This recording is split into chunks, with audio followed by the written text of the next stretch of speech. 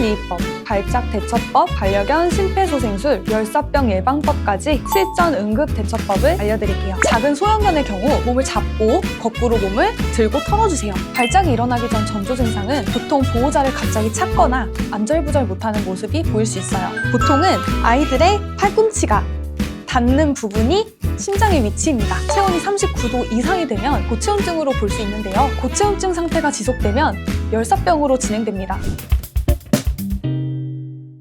안녕하세요. 평소 우리 반려견이 건강하고 활발하게 지내더라도 예기치 못한 응급 상황은 언제든지 찾아올 수 있습니다. 갑자기 음식물이 목에 걸리거나 이유 없이 쓰러지거나 여름철 심한 헥헥거림으로 몸이 뜨거워질 때 당황하지 않고 제대로 대처하는 보호자의 첫 5분이 반려견의 생명을 좌우할 수 있어요.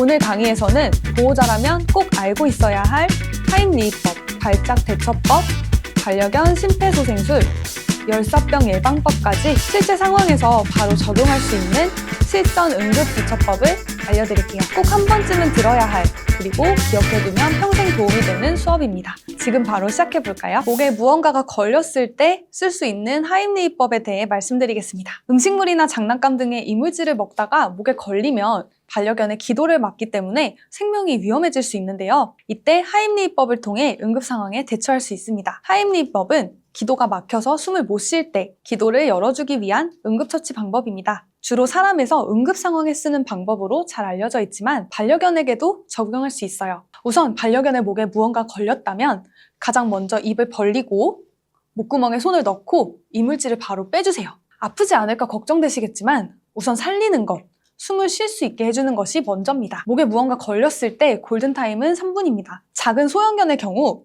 몸을 잡고 거꾸로 몸을 들고 털어주세요. 그리고 등 뒤를 이렇게 세게 쳐주시는 것도 좋습니다. 만약 이 방법을 사용했는데도 이물이 나오지 않는다면 한 손으로 가슴을 감싸고 몸을 세운 후에 다른 손으로 배 부분을 세게 눌러줍니다. 그래도 나오지 않는다면 몸을 뒤집어서 손을 배에서 흉곽 쪽으로 이렇게 밀어주세요. 만약 큰 대형견이라면 뒤에서 이렇게 안고 주먹진 손을 배에다 대고 흉곽 쪽으로 압박해주세요. 이때 너무 강하게 압박하진 않도록 주의합니다. 기도가 열리고 호흡이 정상으로 돌아오면 반려견의 상태를 계속해서 체크해야 합니다. 자발적인 호흡이 없거나 상태가 개선되지 않으면 즉시 수의사에게 연락하거나 다른 방향의 응급처치를 진행해야 합니다. 하임리히법은 반려견이 이물로 인해 기도가 막혀 숨을 못 쉴 때 응급처치법으로 매우 유용하지만 상황에 따라 다를 수 있기 때문에 주변에 병원이 있다면 병원에 빨리 방문해 주시는 것을 추천드립니다. 발작을 처음 접하는 경우 너무 놀라서 어떤 조치를 취해야 하는지 모르는 분들이 많아요. 최대한 침착하게 대처하는 것이 매우 중요합니다. 대부분은 일시적이지만 발작 증상이 자주 일어나거나 오랜 기간 지속될 경우 정확한 원인을 찾아야 하기 때문에 빠르게 동물병원에서 수의사 선생님의 진료를 받는 것이 필요합니다. 발작이 일어나기 전 전조 증상은 보통 보호자를 갑자기 찾거나 안절부절 못하는 모습이 보일 수 있어요. 그러다가 아주 잠깐 멍하게 서 있다가 옆으로 픽 하고 쓰러져서 허공을 바라보면서 갑자기 발작 증상이 나타날 수 있습니다. 만약 발작 증상이 5분 넘게 지속되면 응급 상황이기 때문에 숨을 잘 쉬는지 확인 후에 동물병원에 즉시 가주세요. 그리고 몇 시간 간격으로 계속 발작 증상이 나타나면 반드시 병원에 방문하셔야 합니다. 발작이 멈춘 후에는 잠시 동안 방향 감각 상실, 그리고 일시적으로 눈이 보이지 않을 수 있어요. 이때는 조용하고 어두운 곳에서 편하게 쉴 수 있게 조금만 기다려주세요. 발작 시의 기본적인 대처 방법을 알려드릴게요. 발작 시 반려견은 의식을 잃거나 비정상적으로 움직일 수 있기 때문에 주변에 위험한 물건이 있는지 확인하고 그 즉시 치워주세요. 만약 바닥이 딱딱하다면 바닥에 머리를 부딪히지 않도록 쿠션이나 이불을 대어서 머리를 보호할 수 있게 해주세요. 이때 안전한 곳으로 옮기신다고 갑자기 안아 올리거나 몸을 움직여주려고 만지시면 안 됩니다. 보호자님이 물리실 수도 있고요. 반려견도 놀라서 몸을 움직이다가 오히려 떨어지거나 다칠 수 있어요. 그리고 절대 당황하거나 놀라서 소리 지르시면 안 됩니다. 반려견들이 놀라거나 스트레스를 받을 수 있어요. 여기서 가능하시다면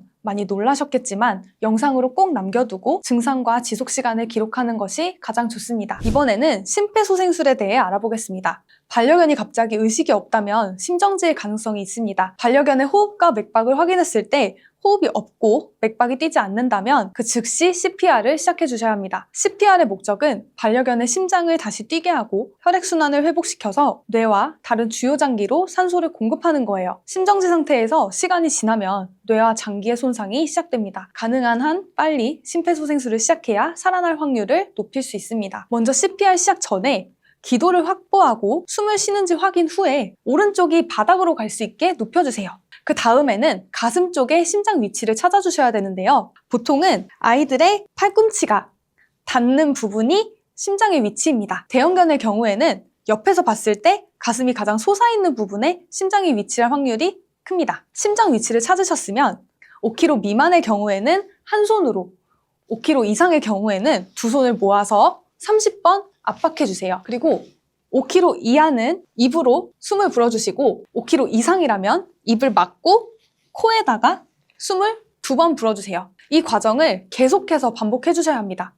만약 옆에 한 분이 더 계시다면 다른 한 사람은 이렇게 사지를 마사지해주면서 전신순환을 시켜주시는 것도 좋습니다. CPR을 시행하는 동안 반려견이 회복되지 않는다면 빨리 동물병원에 연락을 하고 병원으로 이동하는 것이 중요합니다. 물론 갑작스러운 심정지에서 반려견의 생명을 살릴 수 있는 CPR 방법이지만 개인적으로 5kg 미만이거나 너무 나이가 많은 노령견에서는 그다지 추천하는 방법은 아닙니다. 우리나라는 소형견이 너무 작고 뼈가 얇은 경우가 많은데요. 이 경우에는 갈비뼈가 부러진다거나 다른 뼈들이 골절되고 폐 손상, 폐출혈 같은 다른 장기들이 손상될 위험이 너무 커요. 힘 조절도 너무 힘들기 때문에 이러한 부작용까지 다 고려하시고 CPR을 하시는 것이 좋습니다.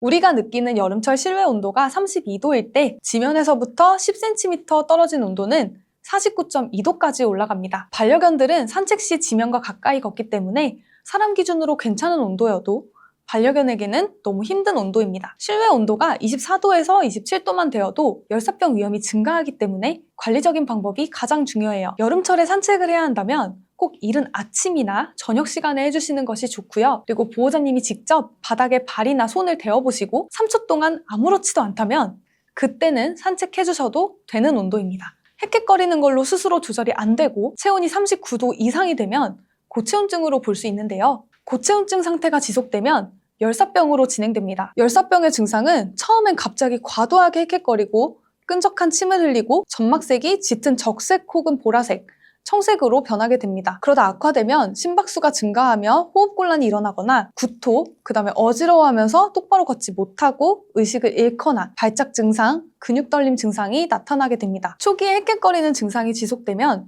즉시 산책을 멈추고 더운 곳을 벗어나 그늘로 이동해서 시원한 물을 마시게 해주세요. 이때 너무 차가운 얼음물보다는 적당히 시원한 물을 급여해 주시는 것이 좋습니다. 얼음은 혈관을 급격하게 수축시키기 때문에 오히려 열 발산을 막아서 고체온증을 더 악화시킬 수 있어요. 이후 몸에 시원한 물을 묻히고 바람을 불어주시는 것이 좋습니다. 만약 초기에 신호를 놓쳐서 악화되었을 때 발견하신 경우에는 반드시 동물병원에 데려가 주셔야 합니다. 열사병에 취약한 견종은 어린 퍼피, 노령견, 이중모의 코가 짧은 경우, 비만견, 대형견입니다. 그리고 심혈관 질환이나 신경계 질환이 있는 경우에도 열사병에 취약할 수 있어요. 이런 반려견들은 여름철에 냉방이 안 된 공간에 절대 혼자 두시면 안 됩니다. 그리고 특히나 여름철 분리불안 있는 강아지 혹은 더위를 많이 타는 아이들은 실내에 혼자 두고 나가면 불안해지고 혼자 헥헥거리다가 체온이 높아질 수 있어요. 이때 실내 온도가 높다면 과호흡이 와서 폐에 물이 차는 증상이 생길 수 있습니다. 그래서 심장이 좋지 않은 아이들이라면 정말